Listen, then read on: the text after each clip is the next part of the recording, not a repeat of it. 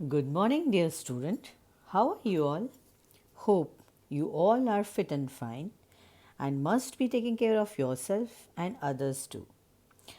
I'm sure whatever is taught to you all through online till date, you must have understood and completed too.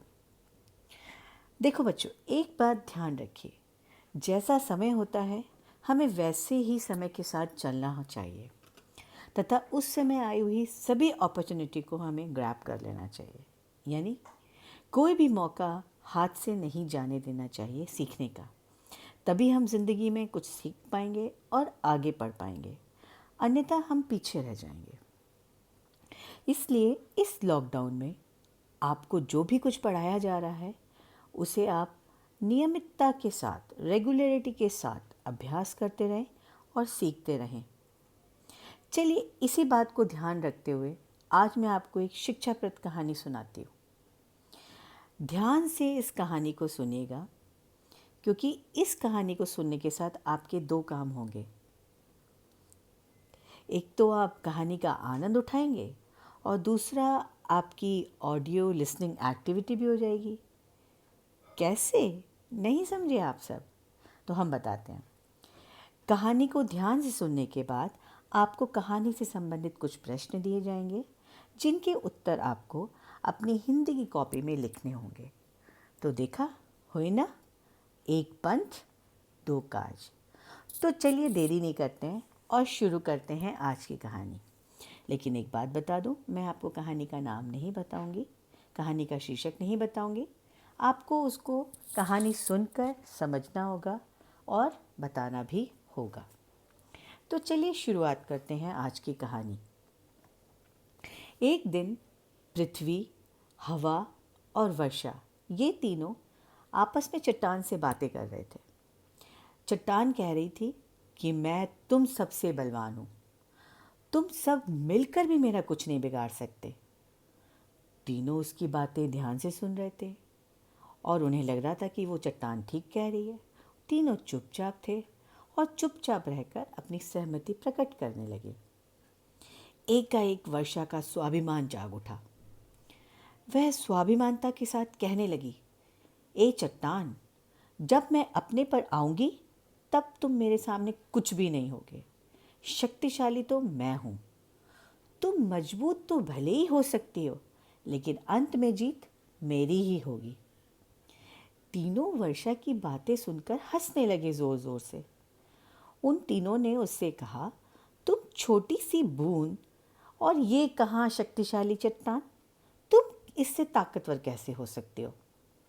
वर्षा ने बड़ी दृढ़ता के साथ कहा, अगर मैं चाहूँ तो मैं पहाड़ में भी छेद कर सकती हूँ, इस चट्टान को भी गिरा सकती हूँ। सब सोचने लगे इस वर्षा को ज़रूर कोई कन्फ्यूज़न हो गया है, ये वर्षा भ्रम में है। खैर, दिन बीत गए और कुछ दिनों के बाद वर्षा शुरू हो गई। वर्षा का मौसम शुरू हो गया। अब वर्षा की छोटी छोटी बूंदें चट्टान पर गिरने लगी। उस पर बराबर गिरती रहीं, उस पर प्रहार पे प्रहार करती रहीं, लेकिन उस चट्टान का कुछ भी नहीं बिगड़ा। वर्षा दिन प्रतिदिन तेज होती गई, चट्टान से बूंदें टकराती रहीं, लेकिन परिणाम कुछ भी नहीं हुआ। सब उस वर्षा का मजाक उड़ाने लगे, उसकी बूंदों का मजाक उड़ाने लगे। लेकिन बूंद ने भी बड़ी इत्मीनान से और धैर्यता के साथ जवाब दिया, चिंता मत करो, मैं स्वयं ताकतवर होकर दिखाऊंगी तुम सबको, थोड़ा धैर्य रखो। इस तरह कई महीने बीत गए। वर्षा अपना काम करती रही, रुकने का नाम नहीं, और वो निरंतर बरसती जा रही थी। उसे अपनी निरंतरता यानी अपनी कंटिन्यूटी पे बड़ा ही विश्वास था। अंत में कुछ ही दिन रह गए वर्षा के समाप्त होने में, और अंत के दिनों में अचानक से एक दिन हवा और पृथ्वी को एक चीख सुनाई पड़ी। ऐसे लगा कोई बहुत ज़ोर से गिर गया। दोनों ने देखा भागकर, क्या हुआ? तो उन्होंने देखा, अरे चट्टान तो गिर गई। तो उन्होंने उस चट्टान से पूछा, चट्टान तेरा क्या हुआ, तुम इतने हताश क्यों हो? चट्टान ने बड़े बुझे मन से, बड़ी मासूमियत से और मुंह लटका कर जवाब दिया, भाई मैं तो बूंदों से हार गई, मुझ में तो छेद क्या हुआ, मैं तो फिसल कर नीचे गिर भी गई, धराशायी हो गई।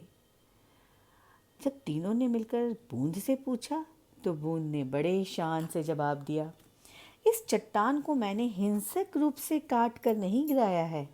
हिंसक रूप से यानी मार पीट कर नहीं गिराया इसको, बल्कि चट्टान पर मैं तो लगातार गिरती रही, मेरी बूंदें इस पर लगातार बरसती रहीं और मेरी बूंदों के लगातार गिरने से इसमें छेद हो गया।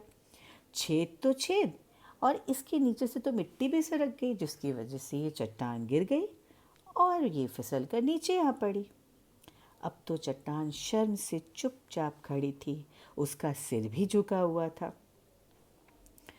देखा आप सबने कि वर्षा के लगातार गिरने से, उसकी बूंदों के लगातार प्रहार से अंत में जीत वर्षा की हुई।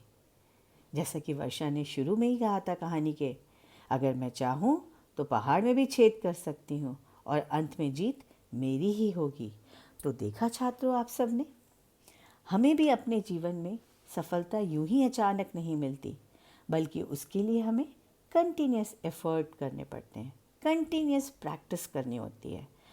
अपने कार्यों में अगर हम नियमितता रखते हैं, रेगुलरिटी रखते हैं, धैर्यता के साथ, लगन के साथ प्रयास करते रहते हैं, तो हम अपने जीवन में लक्ष्य को ज़रूर प्राप्त कर पाते हैं। आप सब भी इस लॉकडाउन में अपने शैक्षिक कार्यों को नियमित रूप से करते रहें, उनका रेगुलर अभ्यास करें, जिससे आप सब भी अपने लक्ष्य को आगे चलकर प्राप्त कर सकें। अतः जीवन में किसी भी सफलता को पाने के 3 मूल मंत्र अवश्य ध्यान रखिए। पहला है धैर्य, दूसरा नियमितता और तीसरा अभ्यास। आप सब ने रहीम जी का प्रसिद्ध दोहा तो सुना ही होगा, करत करत अभ्यास ते जड़मति होत सुजान, रसरी आवत जात ते सिल पर पड़त निशान। इसका अर्थ है कि एक कोमल रस्सी जब कुएं की जगत पर, कुएं की जगत यानी कुएं की चारों ओर जो उसकी बाउंड्री बनी होती है, जो सीमेंट की मोटे पत्थर की होती है, उतनी कोमल सी रस्सी जब उस पर बार बार आती जाती है पानी भरने के लिए, तो उसके रस्सी के बार बार आने जाने से उस जगत पर एक निशान पड़ जाता है। कहने को रस्सी बड़ी कोमल है, लेकिन वो कंटिन्यू जब वो जाती आती रहती है तो उस पर एक निशान पड़ जाता है। ठीक इसी प्रकार अगर कोई मूर्ख है और वह मूर्ख व्यक्ति भी अगर रोज़ अभ्यास करे, नियमित रूप से पढ़ाई करे, तो वह भी एक दिन बुद्धिमान बन सकता है। तो कैसी लगी आप सबको आज की स्टोरी? आशा करती हूँ आप सबको ये स्टोरी पसंद आई होगी और आपने ध्यान से सुनी होगी। जैसा कि मैंने आपको कहानी की शुरुआत में ही बताया था कि मैं आपको इस कहानी से संबंधित कुछ प्रश्न दूंगी, जिनके उत्तर आपको अपनी हिंदी की नोटबुक में नोट डाउन करने होंगे। तो मैं आपको इस कहानी से संबंधित कुछ प्रश्न भेजूंगी, तो आप उनके उत्तर आप अपनी उत्तर पुस्तिका में लिखकर रखिएगा और जब स्कूल खोलेंगे तब आपको चेक करके बताया जाएगा। Have a nice day to you all. Thank you so much. Bye bye. Take care.